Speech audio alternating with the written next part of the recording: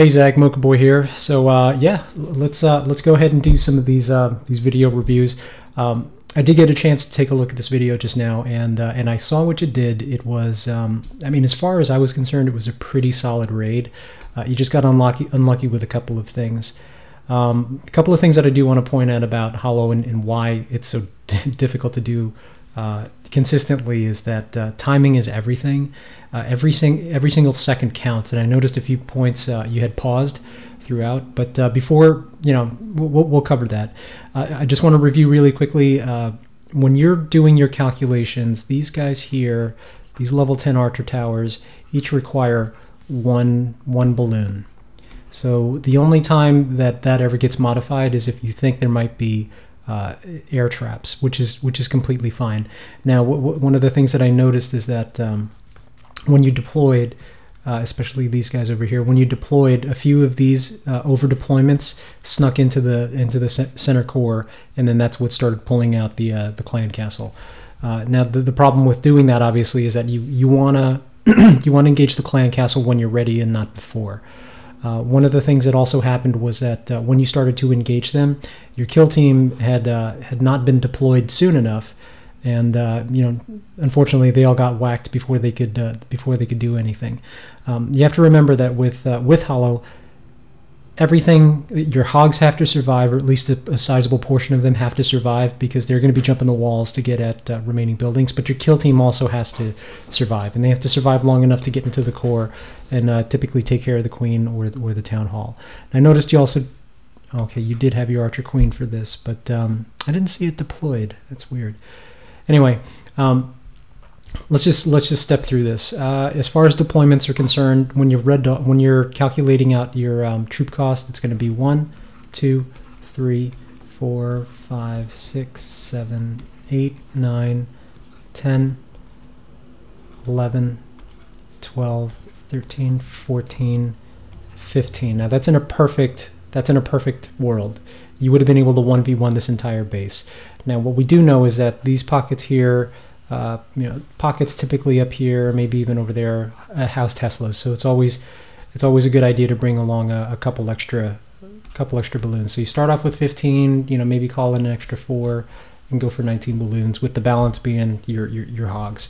Now, you did do one good thing here. I mean, you did a lot of good things, but when you release the hogs, this is one of those things that you have to judge on the fly. When you released the hogs, you released one here, which is a really good idea, just to make sure that the clan castle was empty, and it wasn't, so you pulled out those last remaining Valks. The other thing that it did was you tripped off these double giant bombs, which was great. And apparently there was one also over here. Once, I think, after your balloons were done, the only remaining structures were, I think, these, along with the air defenses, and then maybe a couple of Teslas.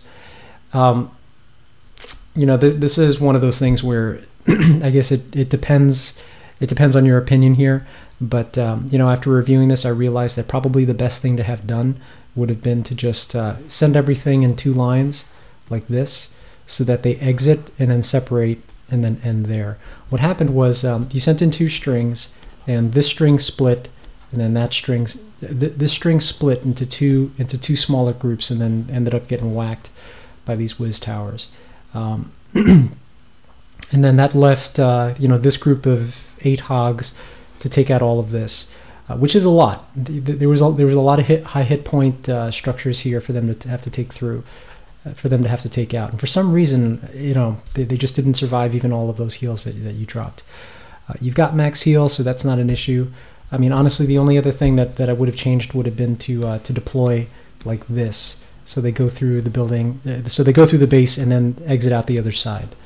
And the other thing that you have to remember is that your kill team absolutely has to survive.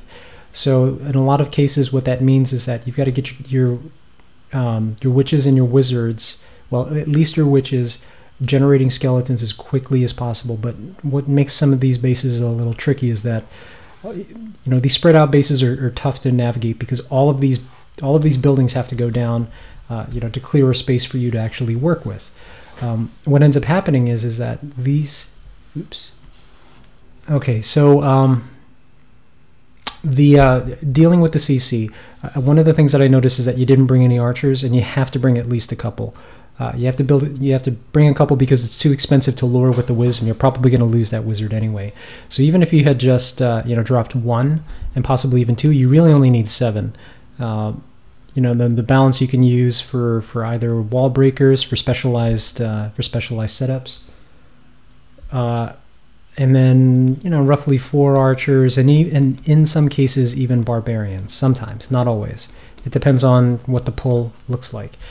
Now, the way the deployment goes is that once you've got the CC pulling, once you've got the CC dumped out and you're ready to start pulling them to the edge, you anchor an archer on one building so they plink away at that building and then start drawing everybody over. When they get to about this point, or even before, I mean, once you have their attention, you can just start to go to work. Start to drop your witches, and I always drop them a little spread apart. They start generating skeletons that'll take out those buildings, and then what'll end up happening is that'll form a line of skeletons that the CC will run into. When that starts to happen, that's when you drop your wizards, and you stagger them. Make sure that they're not next to each other because they are vulnerable to splash damage. So again, archer, witch, skeletons, wait for everything to run into that wall, and then start deploying your wizards. Now, the other thing that you have to remember is these buildings over here constitute the part of the trash ring. You have to take these out. So 1 wizard goes there. All of these buildings were down, so there really wasn't anything to distract. But you absolutely have to take into consideration what the trash ring looks like. You have to break that trash ring to ensure that the kill team's going in the direction that you want them to. So in this case, it would have been the deployment's pretty sophisticated. It would have gone something like this. Yeah, so archer, witch, wizard, skeletons, build a skeleton wall. CC would have started arriving. Once the CC starts to hit those skeletons, that's where you start to drop your wizards. And hopefully these structures would have been down. If they weren't down, then you start to drop wizards ahead of that CC push. Apart from that, Zag, I mean, you did everything perfectly. The only thing you forgot to bring were some extra archers to help out with the lure, because again, using a wizard to pull like that is a really expensive use of a troop that you need to keep alive. The other thing is the rages. The best practice for holo attacks is to use the rages on the kill squad. So let's say the kill squad had managed to make it all the way over to here and then started to engage the Archer Queen. At that point, you would have dropped your rage. It's rare, it happens, but it's rare that you would use an extra rage for your hogs, especially at this level. At higher levels, if you're going up against an Inferno or really high level expos, maybe that's okay. But again, it all depends on what defenses are left a lot of the time. And I find that a lot of the planning when it comes to holo depends upon a lot of different factors, like what other remaining defenses are even left for you to have to contend with. And it turned out that there were just too many in this core for that group to deal with, along with the AQ plinking away at them. I mean, in my eyes, this should have been a 3-star raid, but you just got unlucky with a few of these buildings over here. I mean, you probably could have done this, and it may have worked. You tried this, they split up and kind of got whacked before they made it into the core to do anything useful. So just some issues there. So the things that I would improve when you're going through and assessing the base. Let me just refresh this. When you're going through and assessing the base, you had the lure down. You brought them into the corner, but you didn't process this corner fast enough. And then you also have to consider taking out the trash buildings. The other thing that you did was you over deployed the balloons. There's another trick that I have when you have wizard towers next to archer towers. You wanna do, what is it? You wanna do the whiz first, and then the archer towers second. Or actually, it doesn't even matter in this case because they're right next to each other. But for this over here, I would do the, I would do the wizard tower first and then the archer tower. The reason that you do this is because this damage against one balloon is nothing. That should be enough to get them down. But, oh, okay, now I remember what it is. What will end up happening is this guy ends up tanking for this guy. This guy sneaks in, takes out that guy, and then either goes that way or that way. So that's the idea. You're sending in one to tank, one to hit and veer, and then possibly one more right behind it to take it out. So when you have this amount of distance to go, that is sometimes what you will end up having to do. But this is part of what takes practice when you're trying to figure out how many to deploy.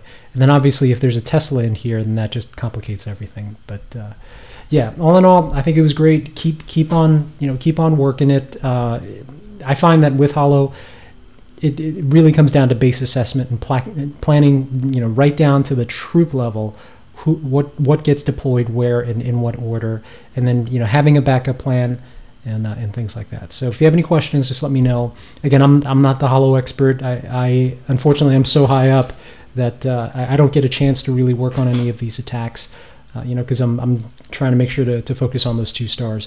But it is great watching you guys do this and kind of helping you dissect your attacks to figure this out. So just keep them coming, and I'll keep reviewing them. All right, thanks. All right, so let's watch that raid. Yeah, so this is 1 too many balloons up there. 2, you don't want to send these 2 together because of the whiz towers. Send one and then one right behind it. You probably could have taken out this entire external ring of defenses. So 2, you lost 1 balloon there to that cannon, which is fine. I mean, no big thing. But then that only leaves this 1 balloon to have to tank for this air defense. And then you miss the opportunity also to get these 2. This guy was a real problem with the attack. So I mean, not a huge thing there. So now at this point, I know what you're doing because I've done this too, and that's you're assessing the base to make sure you haven't missed anything and there's no extra defenses. But this was a good move here with pulling out the CC. At this point, I would have already started laying down my witches and wizards and then working on the trash ring. So you lost about 10 or 15 seconds here while you were trying to figure out where to start up next. In this particular case, maybe, yeah, no, I mean, I think you picked the right side. Come in through this side and then work your way out the other end. But yeah, when you're doing Holo, you must take witches with you in.